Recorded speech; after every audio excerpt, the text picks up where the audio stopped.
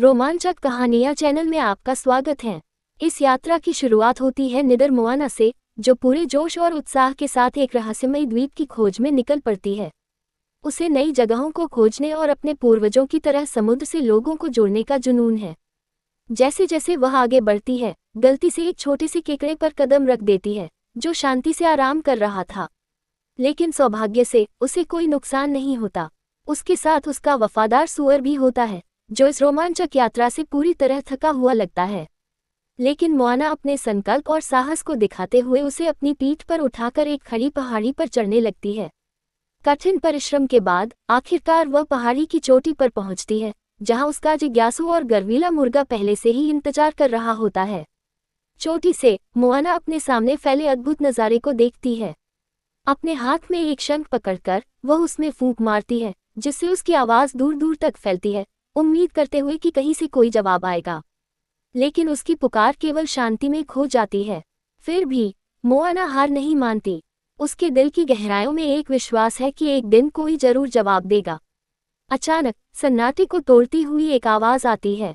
ऐसा लगता है जैसे कोई उत्तर दे रहा हो, लेकिन वह कुछ और नहीं बल्कि उसका शरारती मुर्गा होता है, जिसने कुछ अजीब खोज लिया था। एक प्राचीन कलश, जिस पर कुछ रहस्यमय चित्र अंकित होते हैं, जो किसी अज्ञात सभ्यता के लोगों को दर्शाते हैं। ये देखकर मोआना की उत्सुकता और भी बढ़ जाती है।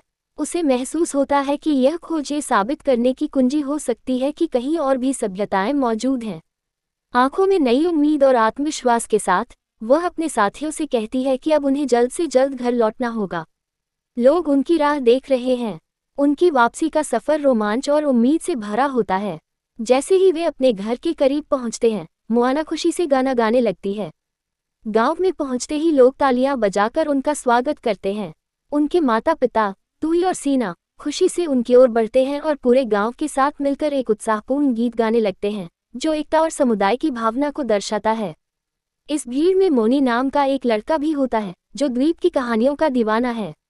वह खुद को माउई और मोआना का सबसे बड़ा प्रशंसक कहता है और एक दिन उस महान देवता से मिलने का सपना देखता है। मोआना जैसे ही किनारे पर कदम रखती है, उसके पिता उसे गर्व और जिज्ञासा से गले लगाते हैं, ये जानने के लिए उत्सुक कि उसने अपनी यात्रा में क्या खोजा।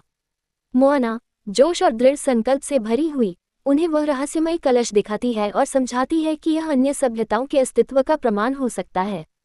हालांकि उसे अभी यह नहीं पता कि उन तक कैसे पहुंचना है, लेकिन वह वादा करती है कि जब तक वह रास्ता नहीं ढूंढ लेती तब तक रुकेगी नहीं।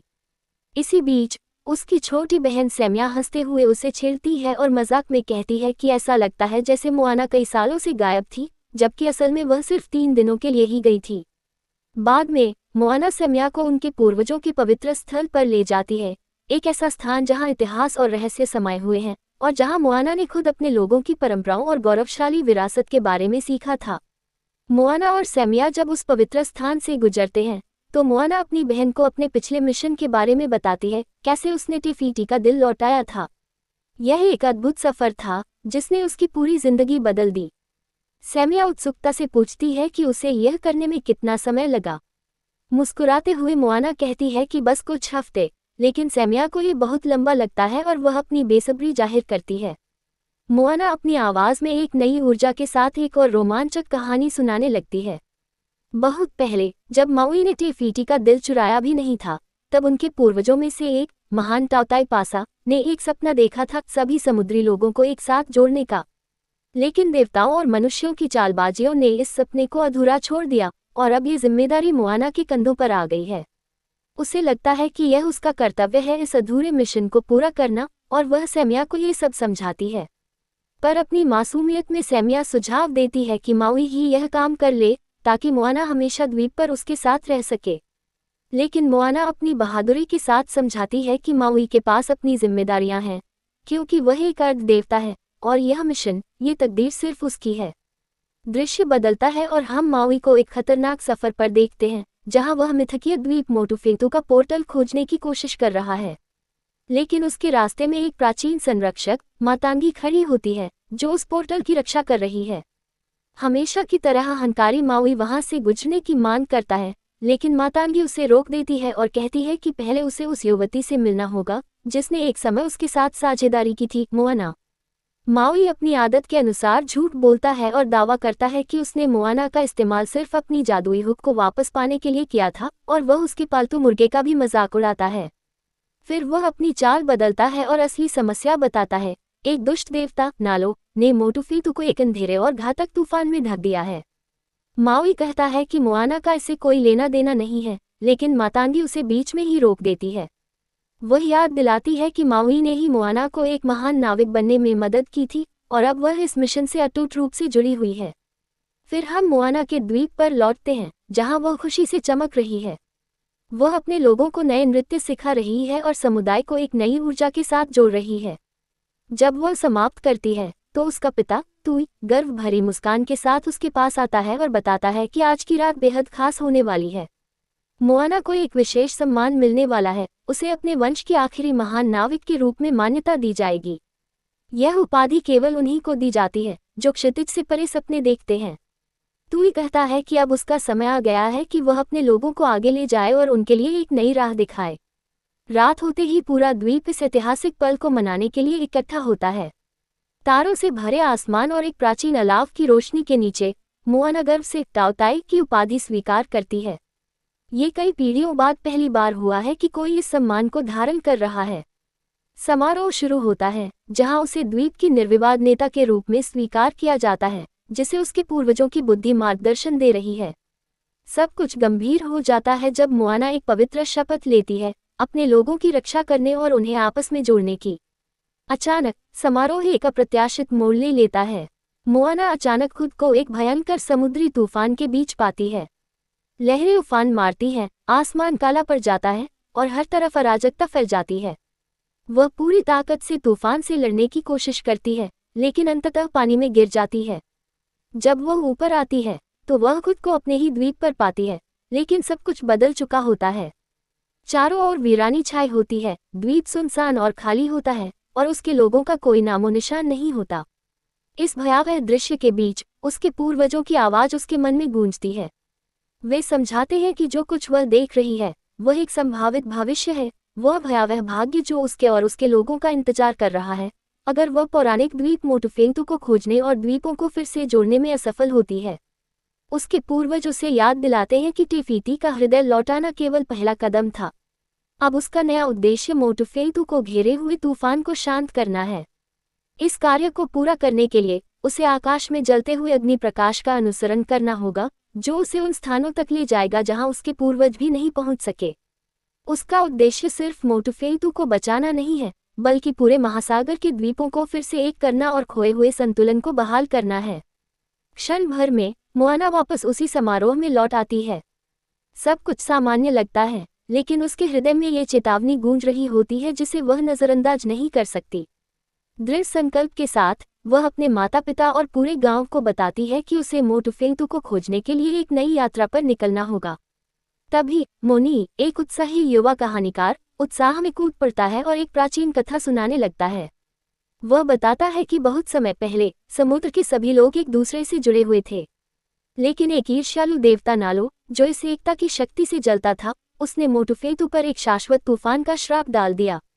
इस तूफान ने द्वीप को बाकी दुनिया से काट दिया और अब हर द्वीप अपने अस्तित्व के लिए अकेले संघर्ष कर रहा है। अब एक तोताई महासागर का संरक्षक के रूप में मोआना के कंधों पर अपने पूर्वजों की अपूर्ण यात्रा को पूरा करने की जिम्मेदारी है। उसका पिता उसकी सुरक्षा को लेकर चिंतित रहता है, लेकिन उसे अपनी बेटी की हिम्मत और संकल्प पर पूरा विश्वास है और गांव के लोग भी उसके साथ हैं। इसी समय सभी लोग आकाश की ओर देखते हैं, जहां वे एक जलती हुई अग्नि की चमक को देख पाते हैं। यह एक स्पष्ट संकेत था, अब कार्रवाई करने का समय आ गया था। इस भावनात्मक क्षण में मोआना एक शक्तिशाली गीत गाने लगती है। वह गाती है कि आकाश ने उसे पुकारा है। अपने प्रियजनों को छोड़ना कितना कठिन है, लेकिन उसे यह विश्वास है कि यह यात्रा उसकी नियति है। जैसे ही उसका गीत समाप्त होता है, उसे अपनी दादी की आत्मा दिखाई देती है, जो हमेशा उसकी राह दिखाने और उसका हौसला बढ़ाने के लिए मौजूद रहती है। उसकी दादी उससे याद दिलाती है कि यात्रा कठिन होगी, लेकिन वह जो भी निर्णय लेगी वही उसे परिभाषित करेगा। सूर्योदय होते ही मोआना अपने लोगों को एकत्र करती है और पूरे आत्मविश्वास के साथ घोषणा करती है कि वह मोटुफेतू को खोजने, तूफान का सामना करने और समुद्र के द्वीपों के बीच के संबंध को पुनर्स्थापित करने के लिए रवाना होगी। वह वादा करती है कि जब उसका मिशन पूरा हो जाएगा तो वह लौटकर आएगी। इसी क्षण वह फिर से गाने लगती है। ये गीत उसकी अधिक प्रतिबद्धता और इस यात्रा को पूरा करने के उसके संकल्प को दर्शाता है। लेकिन जैसे ही वह जाने की तैयारी करती है, उसकी माँ अपनी बेटी की सुरक्षा को लेकर चिंतित होकर कहती है कि मोआना को अकेले नहीं जाना चाहिए। ये सफ़र अकेले तय करना बहुत ही जोखिम भरा होता। पहले तो मोआना थोड़ा हिचकिचाती है, लेकिन उसकी माँ उसे याद दिलाती है कि पिछली यात्रा में मुर्गा भी सिर्फ इसलिए बच पाया था क्योंकि उसके साथ साथी थे। आखिरकार मोआना मान जाती है और समझती है कि सही सहयोग से वह आने वाली चुनौतियों का बेहतर सामना कर सकती है। इसी बीच मोआना का करीबी दोस्त लोटो उत्साह के साथ आता है और इस सफ़र में शामिल होने की इच्छा जताता है। मोआना जानती है कि सिर्फ मछलियों के सहारे लंबी यात्रा नहीं की जा सकती, इसलिए वह एक किसान को साथ ले जाने का फैसला करती है ताकि खाने के लिए अलग अलग चीज़ें मिल सकें। साथ ही वह मानसिक रूप से खुद को माउई से मदद मांगने के लिए तैयार करने लगती है और सोचती है कि उससे बात कैसे की जाए। लेकिन इससे पहले कि वह कुछ करे, माउनी नाम का एक युवा कहानीकार, जो रोमांच का दीवाना है, पूरे आत्मविश्वास के साथ आता है और जोर देकर कहता है कि उसे भी इस मिशन का हिस्सा बनना चाहिए। उसका मानना है कि उसकी प्राचीन कथाओं और रोमांचक किस्सों की जानकारी इस यात्रा में बहुत काम आएगी।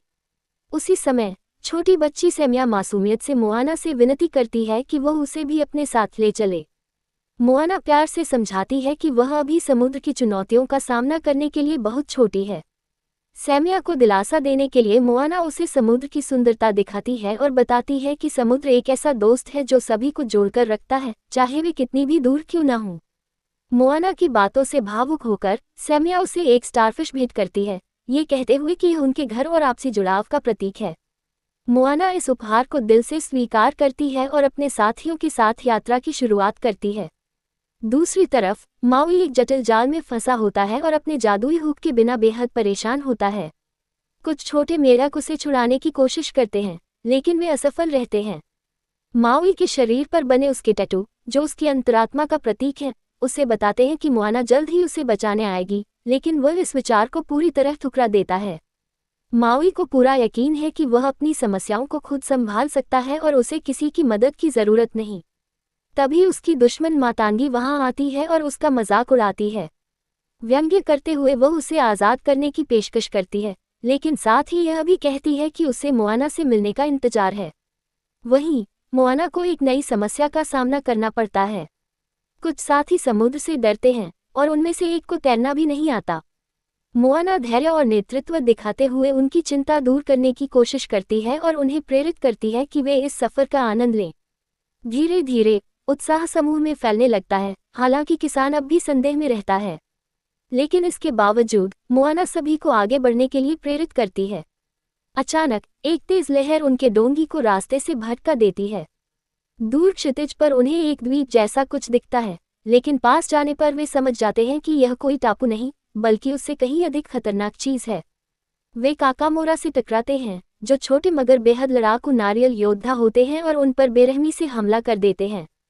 किसी तरह वे उनसे बच निकलते हैं, लेकिन तभी एक और बड़ा खतरा आ जाता है, एक विशाल क्लैमशेल शंख जो अपने रास्ते में आने वाली हर चीज को निगल रहा होता है। मोआना अपनी बहादुरी का परिचय देते हुए बड़ी चतुराई से अपनी नाव को सही दिशा में मोड़ देती है और अपने साथियों को बचा लेती है। लेकिन जब वह मुर्गे को एक जहरीले तीर से बचाने की कोशिश करती है, तो तीर खुद उसे लग जाता है, जिससे वह कुछ देर के लिए बेहोश हो जाती है। अराजकता के बीच काकामोरा मोआना और उसकी टीम को पकड़कर अपने क्षेत्र में ले जाते हैं। उनके शिविर में काकामोरा अपनी दुविधा को साझा करते हैं। उनका द्वीप मोटुफतू के पास ही स्थित है, लेकिन जब नालों ने समुद्र को विभाजित किया ताकि समुद्री जातियों को कमजोर किया जा सके, तो काकामोरा बाकी दुनिया से कट गए। उन्होंने द्वीपों को फिर से जोड़ने की कोशिश की, लेकिन एक विशाल क्लैम्प शंख ने उन्हें रोक दिया, जिससे वे डर और अलगाव में जीवन जीने को मजबूर हो गए। अब उनका मानना है कि जब तक इस विशाल शंख को हराया नहीं जाता, वे हमेशा के लिए अलग थलग रहेंगे। काकामोरा एक सौदा पेश करते हैं। उनके पास एक जहरीला पदार्थ है जो शंख को मार सकता है, लेकिन वे खुद इस मिशन में भाग नहीं लेंगे। यदि मोआना और उसकी टीम सफल होती है, तो वे उन्हें मोटुफतू तक पहुंचने का रास्ता दिखाएंगे। मोआना इस चुनौती को स्वीकार कर लेती है और अपने वादे को निभाने की कसम खाती है। सम्मान के प्रतीक स्वरूप काकामोरा उन्हें विदा करते हैं और अब मोआना और उसकी टीम को अकेले ही इस चुनौती का सामना करना पड़ता है। मोआना और उसकी टीम जहरीले पदार्थ से लैस होकर विशाल शंख का सामना करने के लिए तैयार हो जाते हैं। लेकिन जैसे ही वे उसके भीतर प्रवेश करते हैं, एक शक्तिशाली जलधारा उन्हें बहा ले जाती है, जिससे सब कुछ अस्त व्यस्त हो जाता है। तभी एक अप्रत्याशित मोड़ आता है। काकामोरा रस्सी को काट देते हैं, जिससे मोआना और उसकी टीम विशाल जीव के भीतर फंस जाती है। शंख के अंदर हड़कंप मच जाता है। तेजी से बहती धाराओं और अचानक होने वाली हलचल के कारण वे जहरीले पदार्थ से भाले स्पीयर को खो देते हैं। सौभाग्य से लाडो ने अतिरिक्त 3 भाले साथ लाए थे, लेकिन भाग्य का खेल देखिए, वे भी जल्द ही जलधाराओं में खो जाते हैं। एक एक करके टीम के सदस्य अलग अलग दिशाओं में बह जाते हैं और विशाल शंख के अंधेरे रहस्यमय आंतरिक भाग में खो जाते हैं। मोआना के साथ ही खुद को एक अंधेरी अजनबी जगह में पाते हैं। समूह का सबसे बुजुर्ग सदस्य किसी को देखता है और सोचता है कि वह काकामोरा में से कोई है। हिम्मत जुटाकर वह हमला करता है, लेकिन जैसे ही वह निशाना साधता है, उसे एहसास होता है कि यह एक विशाल राक्षस है। ये जगह और कोई नहीं, बल्कि स्वयं माउई का छिपने का स्थान है, जो अपनी कैद से भागने की कोशिश कर रहा था। मोनी, जो मोआना की बड़ी प्रशंसक और माउई की सबसे बड़ी समर्थक होने का दावा करती है, उसकी मदद से वे माउई को आज़ाद कर देते हैं और उसका जादुई हुक वापस पा लेते हैं। माउई जब मोआना की टीम से मिलता है, तभी ऊपर से एक सूअर नीचे गिर जाता है। मजाक में माउई कहता है, तो अब सूअर भी हमारे साथ है। कुछ ही क्षण बाद एक मुर्गा भी वहां आ जाता है, जिसे देखकर माउई चुटकी लेते हुए कहता है, अब बस यही बाकी था। लेकिन तभी उसे एहसास होता है कि यह मोआना का मुर्गा है, जिससे पुष्टि होती है कि वह भी आसपास ही है। मोआना को ढूंढने के संकल्प के साथ माउई और समूह आगे बढ़ते हैं। इस बीच मोआना होश में आती है और उसे भ्रम होता है कि उसकी छोटी बहन सिमिया उस पर कठोर आरोप लगा रही है। मोआना, पूरा गांव तुमसे हमेशा के लिए नफरत करेगा। लेकिन तुरंत ही उसे एहसास होता है कि यह बस एक चमगादड़ है, जो उसके दिमाग से खेल रहा है। तभी मतांगी नाम की एक रहस्यमयी महिला प्रकट होती है, जो खुद को इस भूले बिसरे समुद्री कोने की रक्षक बताती है। वह मोआना को बताती है कि उसे मोटुफतू का रास्ता पता है और वह उसकी मदद करने के लिए तैयार है। मतांगी यह स्वीकार करती है कि नालो, एक क्रूर देवता, ने उसे इस जगह पर कैद कर रखा है। वह आशा करती है कि मोआना उसे हरा सके ताकि यह मोहर टूट जाए और वह आज़ाद हो सके। जाने से पहले मतांगी मोआना को एक रहस्यमयी चेतावनी देती है, चाहे जो भी हो, हमेशा एक और रास्ता होता है। इसके बाद मतांगी मोआना को एक जादुई घेरे में कैद कर देती है और समझाती है कि मोतेफेडू के द्वार को खोलने के लिए उसे एक पवित्र नृत्य करना होगा। जैसे ही मोआना नृत्य शुरू करती है, मोई और बाकी साथी वहां पहुंच जाते हैं। उनके समर्थन से मोआना में नया जोश आ जाता है और वह पूरी शक्ति के साथ नृत्य को पूरा करती है। इससे द्वार खुल जाता है और वह स्वयं को चुनी हुई योद्धा साबित करती है। एक एक करके सभी साथी उस द्वार से पार चले जाते हैं और अंत में मोई भी उनके पीछे आता है। जाने से पहले मोआना मतांगी से उनके साथ चलने का आग्रह करती है, लेकिन मतांगी मना कर देती है। वह बताती है कि उसके जादू ने उसे इस स्थान से बांध रखा है। लेकिन वह मोआना को याद दिलाती है कि यदि नालो पराजित हो जाता है, तो शायद वह भी मुक्त हो जाए और संभव है कि वे फिर कभी मिलें। विदाई के समय मतांगी कहती है, कई बार आगे बढ़ने के लिए हमें कुछ छोड़ना या रास्ता भटकना पड़ता है। मोआना की टीम जैसे ही आगे बढ़ती है, मतांगी अपने वफादार चमगादड़ की ओर देखती है और घबराते हुए बुदबुदाती है, अगर नालो को पता चल गया कि मैंने मोआना को भागने में मदद की है, तो हम सब खत्म हो जाएंगे। रास्ते में मोई को इस मिशन पर संदेह होने लगता है। गंभीर स्वर में वह मोआना को चेतावनी देता है कि आगे जो कुछ भी है, वह उनकी कल्पना से कहीं अधिक खतरनाक है। इतना खतरनाक कि एक अर्ध देवता होने के बावजूद वह इसे असंभव मानता है। वह मोआना को पहले दिए गए अपने सभी चेतावनियों की अनदेखी करने के लिए डांटता है और घोषणा करता है कि मोतुफेतू की भयावहता से कोई भी नहीं बच पाएगा, न वह, न उनकी टीम और न ही मुर्गा। लेकिन सच्चे नेतृत्व की भावना से भरी मोआना उसका सामना करती है। वह मोई से कहती है कि यदि उनके पूर्वजों ने उन्हें ये यात्रा करने के लिए बुलाया है, तो इसका अर्थ है कि यह मिशन पूरा किया जा सकता है। अपने लक्ष्य के प्रति दृढ़ संकल्प दिखाते हुए वह कहती है कि मोतुफेतू पहुंचना केवल एक कार्य नहीं, बल्कि उसकी नियति है। मोई उसे याद दिलाता है कि इस महासागर के उस पार उसकी शक्तियां भी काम नहीं कर सकती, लेकिन मोआना का विश्वास अडिग रहता है। वह समुद्र की ओर देखती है और मन ही मन कोई संकेत मांगती है।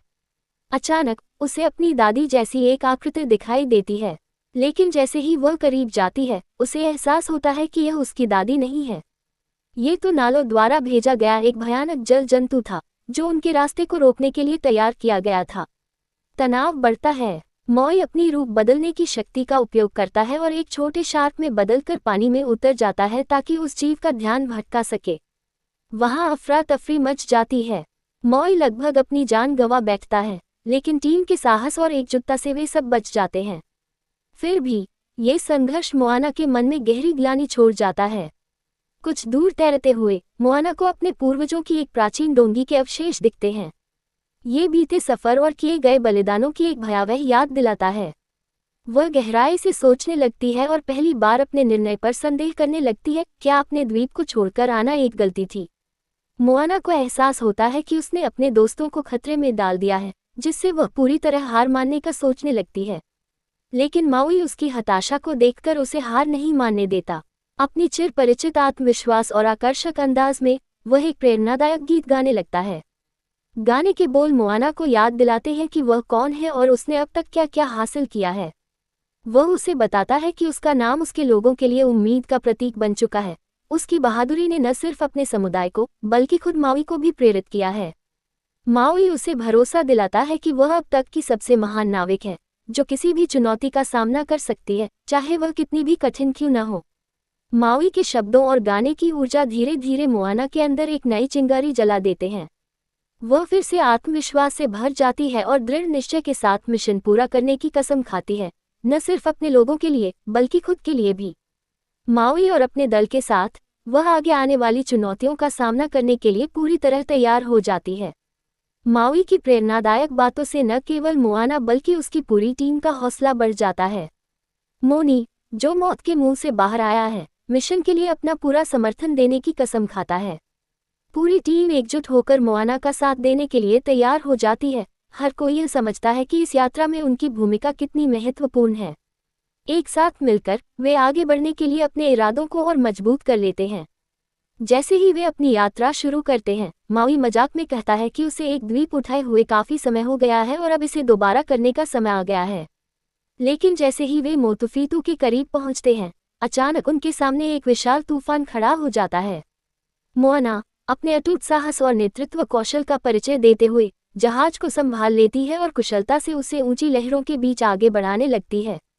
दूसरी ओर माउई अपनी जादुई हुक का इस्तेमाल करके विभिन्न जीवों का रूप धारण करता है और तूफान के केंद्र के करीब पहुंचने की कोशिश करता है। कभी विशाल बाज बनकर तो कभी अन्य रूपों में वह उन चक्रवातों का सामना करता है जो मानो इंसानों को ही निशाना बना रहे हों। एक नाजुक पल में एक तेज बवंडर माउई को अपनी चपेट में ले लेता है और उसे जहाज पर फेंक देता है। तभी मोआना को एक महत्वपूर्ण बात समझ में आती है, ये तूफान केवल इंसानों को निशाना बना रहा है, लेकिन जब माउई किसी गैर मानव रूप में होता है तो तूफान उसे अनदेखा कर देता है। इसका हल समझते ही मोआना तुरंत एक योजना बनाती है। वह माउई को समझाती है कि इस कमजोरी का फायदा उठाया जा सकता है। वह उसे कहती है कि वह तूफान का ध्यान अपनी ओर आकर्षित करे, जिससे उसे द्वीप तक पहुंचने और अपना काम पूरा करने का मौका मिल जाएगा। स्थिति की गंभीरता को समझते हुए माउई इस योजना को मान लेता है। जानते हुए कि यह कितना जोखिम भरा है, माउई एक बार फिर विशाल बाज का रूप धारण कर लेता है। तूफान भरे आकाश में वह बेहद भव्य और शक्तिशाली दिखाई देता है। उड़ान भरने से पहले वह अपने साथियों को आत्मविश्वास से भरी विदाई देता है और वादा करता है कि वह मोतुफीतू में उनसे मिलेगा, जहां मिशन का अंतिम चरण द्वीप को उठाना पूरा किया जाएगा। एक ऊंची गर्जना के साथ वह तूफान के भीतर समा जाता है, जबकि मोआना और उसकी टीम दृढ़ संकल्प के साथ सामने आने वाली विपत्तियों का सामना करने के लिए तैयार खड़ी रहती है। मोआना और उसकी टीम तूफान के बढ़ते प्रकोप के बीच पूरी सावधानी से अपनी जिम्मेदारियां निभाती है। वे तेज बवंडरों के बीच हिम्मत और कुशलता से आगे बढ़ते हैं, लेकिन हालात और भी खराब होते जा रहे हैं।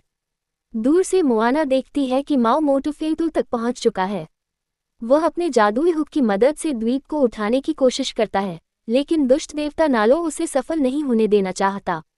घने अंधकार के बीच से नालो माओ पर बिजली के प्रचंड वार करता है, हर बार पहले से भी ज्यादा भयंकर। माओ अपनी पूरी शक्ति जुटाकर डटा रहता है, क्योंकि उसे पता है कि मोआना को द्वीप छूना होगा ताकि उसकी जादुई शक्ति जाग सके और उसका भाग्य पूरा हो सके। लेकिन स्थिति तब और बिगड़ जाती है जब एक भीषण बिजली सीधे माओ पर गिरती है। वह लड़खड़ा जाता है, उसकी शक्ति कमजोर पड़ने लगती है। इस आघात से उसके कुछ टैटू मिटने लगते हैं जो देवताओं से उसके संबंध के प्रतीक थे। दर्द के बावजूद माओ हार मानने को तैयार नहीं। इसी बीच मोआना अपनी नाव को संभालने के लिए माओ से मदद मांगती है, लेकिन तभी जबरदस्त बिजली का विस्फोट होता है जिससे सब समुद्र में गिर जाते हैं और पूरी टीम बिखर जाती है। मोआना हालांकि सदमे में है, फिर भी अपनी टीम को बचाने के लिए संघर्ष करती है। इसी उथल पुथल में उसे एहसास होता है कि उसने वह तारा खो दिया है जो समया ने उसे दिया था। ये देखकर उसका दिल टूट जाता है और वह अपने फैसलों पर सवाल उठाने लगती है। वह खुद को दोषी मानती है और सोचती है कि शायद उसे अपना द्वीप छोड़ना ही नहीं चाहिए था। क्या उसने अपनी टीम को इस खतरे में डालकर गलती की है? उसकी टीम भी निराश हो चुकी है। कुछ लोग हार मानने लगते हैं और कहते हैं कि वे अब नहीं बच पाएंगे। लेकिन तभी अपनी हताशा के बीच मोआना उन शब्दों को याद करती है जो हमेशा उसकी राह दिखाते आए हैं, हमेशा कोई न कोई रास्ता होता है। अपने भीतर की शक्ति को समेटते हुए मोआना खुद को संभालती है। वह समुद्र की ओर देखती है और गहरी सांस लेती है, उसकी लहरों की जानी पहचानी उपस्थिति को महसूस करती है। वह जानती है कि अब डरने का समय नहीं है। उसके लोग, उसके पूर्वज और उसकी टीम सब उस पर निर्भर हैं। नवीन आत्मविश्वास के साथ वह अपनी बिखरी हुई टीम को पुकारती है और उन्हें एकजुट करती है। वह उन्हें याद दिलाती है कि उनके पूर्वजों ने उन पर भरोसा किया था और कोई भी तूफान या देवता उनकी संयुक्त शक्ति के आगे टिक नहीं सकता। धीरे धीरे उसकी बातों से सबके दिलों में फिर से आशा जागती है और वे एक बार फिर सामना करने के लिए तैयार होते हैं। मोआना मोटुफेतु की ओर देखती है, जहां माओ अब भी नालों के प्रकोप से जूझ रहा है। उसे पता है कि आगे की राह सबसे कठिन होगी, लेकिन वह अपनी नाव का पहिया मजबूती से थाम लेती है और अपने लक्ष्य पर नजरें टिकाए रखती है। अब पीछे हटना कोई विकल्प नहीं। जो भी कीमत चुकानी पड़े, वह अपने भाग्य को अपनाने के लिए तैयार है। हिम्मत जुटाकर मोआना अपने साथियों से कहती है कि उन्हें माओई को ढूंढना ही होगा और हार नहीं माननी चाहिए। बिना किसी संकोच के वह समुद्र में कूद जाती है और पूरी ताकत से तैरते हुए द्वीप की ओर बढ़ती है, रास्ते में आने वाले खतरों की परवाह किए बिना। अंततः वह समुद्र की गहराइयों तक पहुंच जाती है और वहां उसे एक अनोखी चट्टान मिलती है, द्वीप का हृदय। अपनी आखिरी ऊर्जा समेटकर वह चट्टान को छूती है, लेकिन उसी क्षण नालो उस पर बिजली का जोरदार प्रहार करता है, जिससे वह बेहोश हो जाती है। तूफान धीरे धीरे शांत होने लगता है और वातावरण में एक अजीब सी शांति छा जाती है। माओई को महसूस होता है कि कुछ बदल गया है और वह तुरंत मोआना को खोजने निकल पड़ता है। वह उसे समुद्र के भीतर निर्जीव अवस्था में पाता है और घबराहट में उसे पानी की सतह पर ले आता है। दिल टूटने के साथ वह एक भावुक गीत गाना शुरू करता है, जिससे मोआना को जागने के लिए प्रार्थना करता है। उसी क्षण मोआना के पूर्वज प्रकट होते हैं, जो उसे गर्मजोशी से चमकती ऊर्जा से घेर लेते हैं। वे सभी जो पहले के अभियानों में मारे गए थे, एक आशावादी और दिव्य गीत गाने लगते हैं। उनके बीच उसकी दादी भी होती है, जो इस गीत की अगुवाई करती है। अतीत और वर्तमान के बीच एक जादुई सेतु बना रही होती है। समुद्र उनके प्रकाश से झिलमिलाने लगता है और वह ऊर्जा मोआना के भीतर समाहित हो जाती है। धीरे धीरे वह अपनी आंखें खोलती है, फिर से जीवित और नई शक्ति से भरी हुई। होश में आने के बाद वह अपने पूर्वजों माओई और अपनी दादी को देखती है। माओई सुरक्षित तो होता है, लेकिन उसके शरीर पर बने जादुई टैटू गायब हो चुके होते हैं, जो देवताओं से उसके संबंध टूटने का संकेत होते हैं। लेकिन कुछ ही पलों में उसके टैटू एक एक करके वापस आने लगते हैं, जो इस नए साहसिक सफर की उसकी वीरता की कहानी बयान करते हैं। उसका जादुई हुक भी लौट आता है, जो उसके और समुद्र के बीच बने नए रिश्ते से फिर से शक्तिशाली हो जाता है। मोआना की दादी उसे आखिरी सलाह देती है, वह हमेशा उसके साथ रहेंगी और जब तक मोआना खुद को याद रखेगी, वह कभी अकेली नहीं होगी। अपनी इस यात्रा के प्रतीक के रूप में मोआना को एक चमकता हुआ टैटू और एक विशेष प्रतीक चिन्ह प्राप्त होता है, जो उसके सफर का प्रमाण होता है। पूरी ताकत वापस पाने के बाद माओई मोआना की मदद करता है, जिससे वे द्वीप को मुक्त कर पाते हैं और मोआना अंतिम अनुष्ठान पूरा कर नालों के श्राप को तोड़ देती है। जब वे नवनिर्मित द्वीप पर चलते हैं तो उन्हें एक नक्शा मिलता है, जिसमें कई द्वीपों को दर्शाया गया होता है, जिसमें मोतनुई और एक अन्य द्वीप शामिल होता है, जिस पर सिर्फ घर लिखा होता है। जल्द ही दूर दूर से लोग वहां पहुंचने लगते हैं, खुशी से मिलते हैं और एक जीवंत नया समुदाय बनाते हैं। कुछ समय बाद माओई मोआना के द्वीप लौटता है और सेमिया के लिए एक विशेष उपहार लाता है, एक टेलीस्कोप जो उसने मोतुफेटू से लाया था। वह उसे बताता है कि इससे वह अपनी बहन को विजयी रूप से लौटते हुए देख सकेगी। उत्साह से भरकर सैमिया दौड़कर मोआना के पास आती है और दोनों एक दूसरे को जोर से गले लगा लेती हैं। मोआना के माता पिता भी उसे गर्व और आभार से गले लगाते हैं जो उसने हासिल किया है उसके लिए। फिल्म का समापन एक भव्य उत्सव के साथ होता है जहां पूरा गांव खुशी खुशी गीत गाता है, एक नई एकता और आशा के युग की शुरुआत करता है। पोस्ट क्रेडिट सीन में मतांगी को एक क्रोधित नालो के सामने दिखाया जाता है जो इस बात से तिलमिलाया होता है कि मोआना ने मोतुफेटू तक पहुंचकर द्वीप को मुक्त कर दिया है। विश्वासघात की आशंका से भरा वह जवाब मांगता है। थकी हुई और निराश मातंगी जोर देकर कहती है कि उसने अपना कर्ज लंबी कैद में रहकर चुका दिया है, लेकिन नालो एक क्रूर मुस्कान के साथ उसे फिर से जंजीरों में जकड़ते हुए कहता है, ये तो बस शुरुआत है। उसी समय टमाटोआ केकड़ा प्रकट होता है। अब उसकी एक पंजा गायब है और वह घोषणा करता है कि वह भी मोआना से बदला लेना चाहता है। नालो एक खतरनाक हंसी के साथ अपनी अगली चाल की योजना बनाता है जो एक और रोमांचक सफर की नींव रखता है। और इस तरह ये फिल्म समाप्त होती है, कहानी को आगे के रोमांच के लिए खुला छोड़ते हुए। देखने के लिए धन्यवाद दोस्तों। यदि आपको एनिमेशन फिल्में पसंद हैं तो इस चैनल को सब्सक्राइब करें और हमारे साथ बने रहें।